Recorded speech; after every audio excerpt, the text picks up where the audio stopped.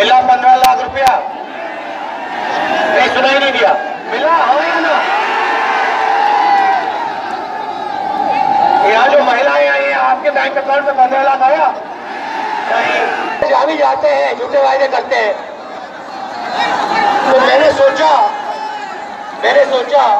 Congress party के economist को, think tanks को बुलाया और उनसे कहा कि देखिए मुझे एक बात बताइए, नरेंद्र मोदी ने 15 लाख रुपए का झूठ बोला था। नरेंद्र मोदी ने बोला था कि हर बैंक अकाउंट में 15 लाख रुपए डालेंगे। मैं सच जानना चाहता हूं, हिंदुस्तान की सरकार हर बैंक अकाउंट में कितना पैसा डाल सकती है? ये जो हमारी माताएं बहनें आई हैं, इनके बैंक अकाउंट में हिंदुस्तान की सरकार कितना पैसा डाल सकती है? मैंने कांग्रेस पार्टी के थिंक टैंक से, इकोनॉमिस्ट से पूछा। मैंने उनसे कहा मुझे लंबे भाषण नहीं सुनने, मुझे एक नंबर चाहिए, एक नंबर चाहिए, और कुछ नहीं चाहिए। आपसे चाहिए काम कीजिए, 4-5 महीनों में मेरे पास आइए, मुझे बताइए, एक नंबर दीजिए, कितना पैसा हिंदुस्तान के 20% सबसे गरीब लोगों के बैंक अकाउंट में जा सकता है। और मैं आज खुशी से कहना चाहता हूं कि कुछ ही दिन पहले वही लोग वापस आए और कागज पे उन्होंने एक नंबर लिख दिया। नंबर था 72,000 रुपए। 72,000 रुपए मतलब कांग्रेस पार्टी हर गरीब व्यक्ति के बैंक अकाउंट में सीधा हर साल 72,000 रुपए डालने जा रही है।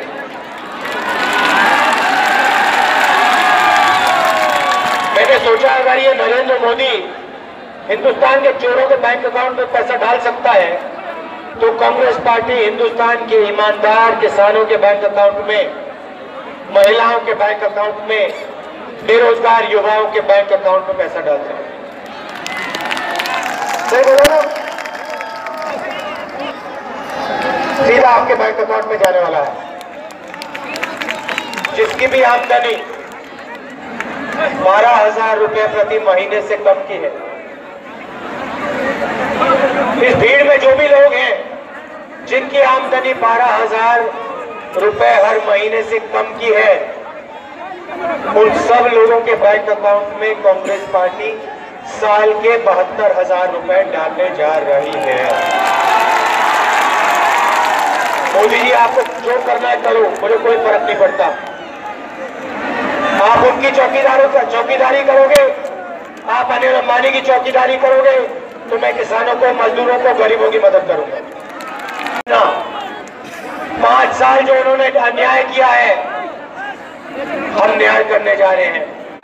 चौकीदार, अच्छा, अब चौकीदार ने चोरी किससे की? आज सुप्रीम कोर्ट ने कहा है कि राफा घपला हुआ है, चौकीदार चोर है। और चौकीदार का चेहरा आपने देखा, चेहरा सुकड़ गया है, देश की आंख में आंख नहीं मिला पा रहा है। भाषण देखता है तो कभी उधर देखता है, कभी ऊपर देखता है, कभी नीचे देखता है, कभी साइड में देखता है। चौकीदार डर गया है क्योंकि चौकीदार चोर है और जनता ने चोरी पकड़ ली है।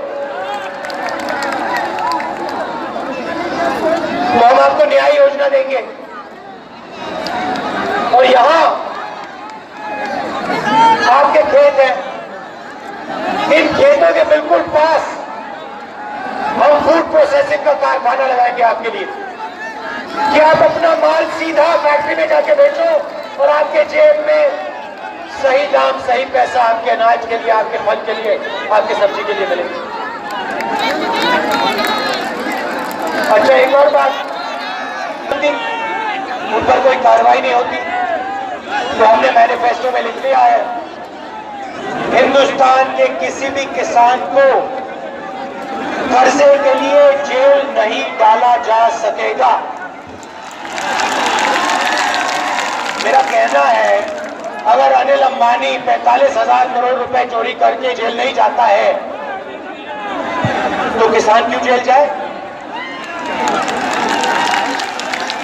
पहले आप उसे जेल में डालिए, पहले आप उसे जेल में डालिए, फिर किसान की बात करते हैं।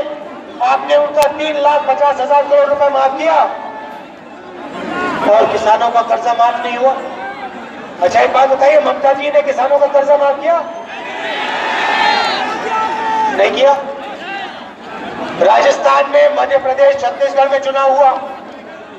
मैंने भाषण में बोला, देखिए अगर नरेंद्र मोदी जी लाखों करोड़ रुपए कर्जा माफ कर सकते हैं तो कांग्रेस पार्टी किसानों का कर्जा माफ कर सकती है। वो बिजनेस वालों का करें, 15 लोगों का करें, हम किसानों के करेंगे। मैंने भाषण में बोला, देखिए चुनाव के बाद मध्य प्रदेश, राजस्थान, छत्तीसगढ़ में 10 दिन के अंदर किसानों का कर्जा माफ हो जाएगा। और 10 दिन नहीं लगे, 2 दिन के अंदर कांग्रेस पार्टी ने तीनों प्रदेश में हर किसान का कर्जा माफ कर दिया। मगर कांग्रेस पार्टी की देश में सरकारें हैं, मध्य प्रदेश, छत्तीसगढ़, राजस्थान, पंजाब, कर्नाटक, इनमें से आप किसी भी प्रदेश में चले जाइए, वहां पूछिए क्या कांग्रेस पार्टी ने किसानों का कर्जा माफ किया, हाँ या ना। आपको 1 मिनट में जवाब मिल जाएगा, हाँ कांग्रेस पार्टी ने किसानों का कर्जा माफ किया। ममता जी कहती हैं कि कांग्रेस बीजेपी के साथ नहीं लड़ रही। भाइयों बहनों, राफेल का मामला किसने उठाया? चौकीदार चोर है, चौकीदार को चोर किसने बनाया? राफेल की लड़ाई कौन लड़ा? कांग्रेस पार्टी लड़ी। हर प्रदेश में कांग्रेस पार्टी बीजेपी के खिलाफ लड़ रही है। हम एक इंच पीछे नहीं हटते। चौकीदार का पूरा चेहरा बदल दिया हमने। चौकीदार आजकल ठीक से भाषण नहीं दे पा रहा, डर डर के बोलते हैं, क्योंकि सोचते हैं, घर जाके सोचते हैं कि भैया कांग्रेस पार्टी ने राफेल मामले में फंसा दिया है, इन्वेस्टिगेशन होगा तो जेल जाऊंगा। चौकीदार के दिल में डर है। कहां से आया? कांग्रेस पार्टी ने किया, हम लड़े। अच्छा भाई एक बात बताओ, कांग्रेस पार्टी ने बीजेपी के साथ तो कभी गठबंधन नहीं किया ना? हमने तो कभी नहीं किया। कभी किया है कांग्रेस पार्टी ने बीजेपी से कभी गठबंधन?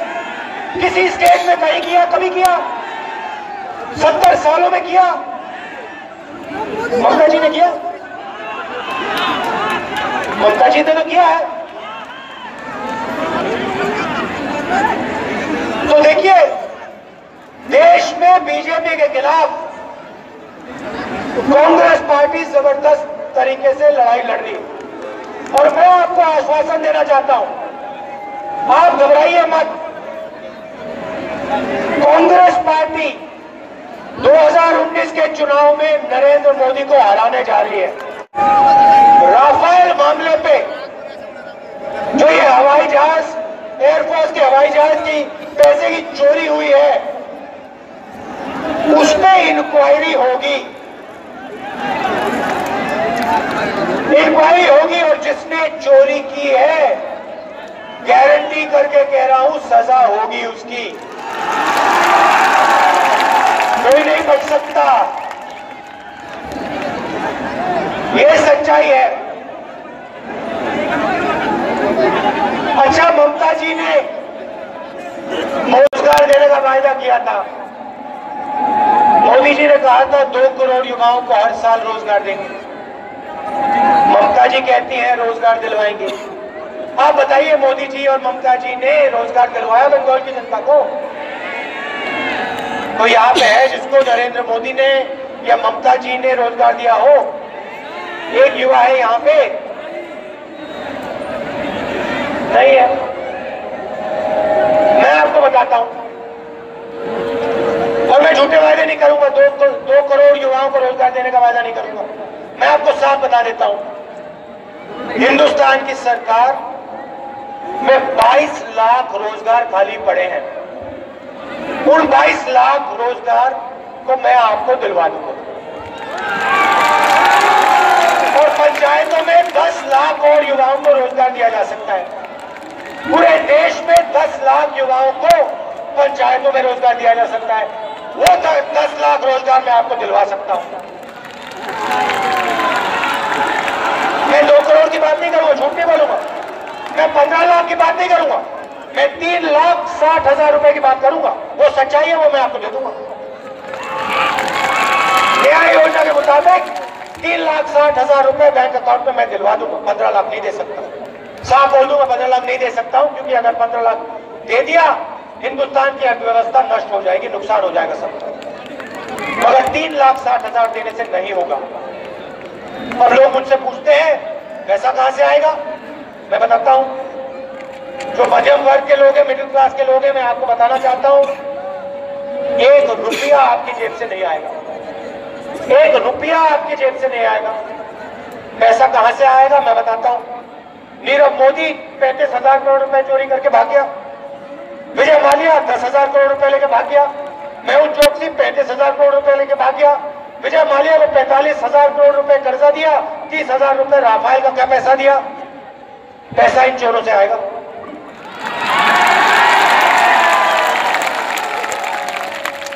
मैं एक एक करके इनके जेब से पैसा निकाल के आपके जेब में डालूंगा।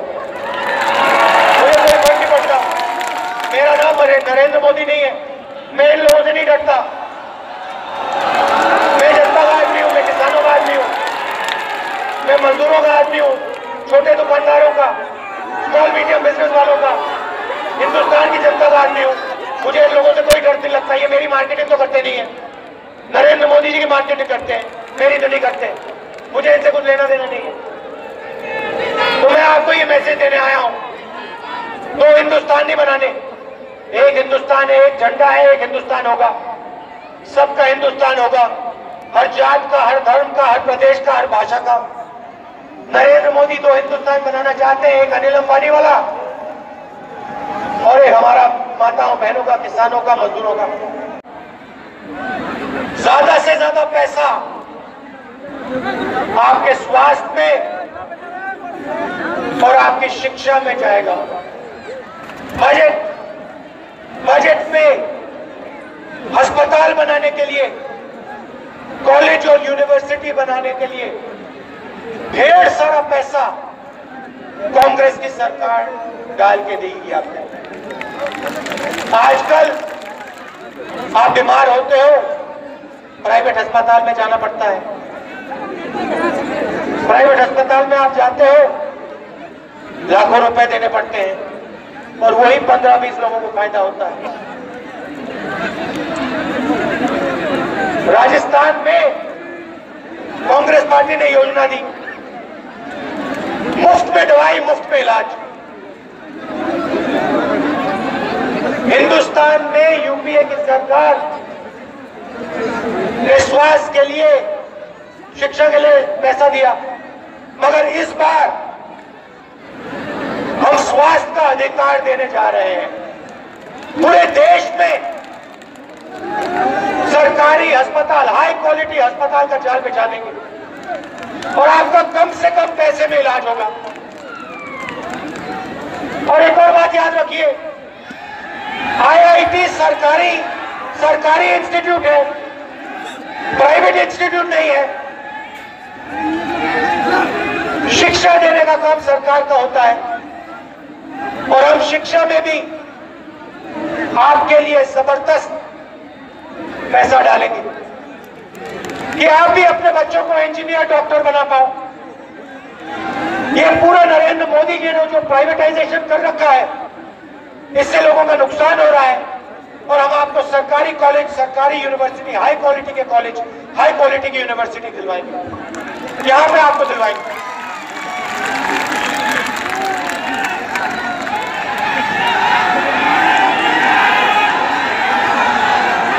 तो आप घबराइए मत, अभी कुछ ही दिनों में चुनाव होने वाला है और चुनाव के बाद कांग्रेस पार्टी की सरकार आएगी और नरेंद्र मोदी जी चौकीदार जी जाएंगे। और आज सुप्रीम कोर्ट ने कहा है कि राफेल मामले में चोरी हुई है। सुप्रीम कोर्ट ने कहा है कोई ना कुछ दाल में काला है, इन्वेस्टिगेशन करना पड़ेगा। तो भाई और बहनों, न्याय से कोई नहीं बच सकता। एक तरफ हम न्याय योजना देंगे, दूसरी तरफ हम किसान की मदद करेंगे, युवाओं को रोजगार देने का काम करेंगे और राफेल मामले में भी देश की एयरफोर्स को न्याय मिलेगा। एयरफोर्स से पैसा चोरी किया गया है और जिन लोगों ने चोरी किया है उनके खिलाफ कार्रवाई होने जा रही है।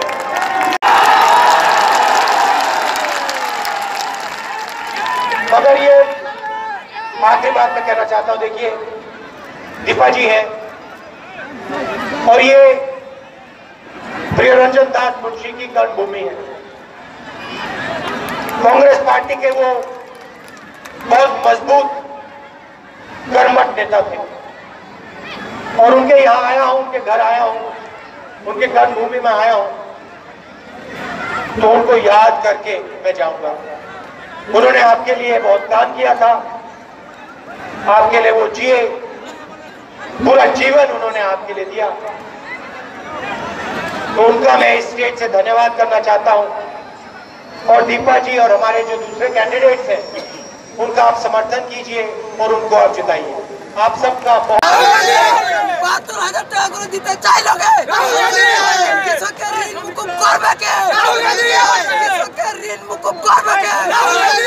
गली गली में शोर है, गली गली में शोर है, बीजेपी हारना, बीजेपी हारना, बीजेपी हारना।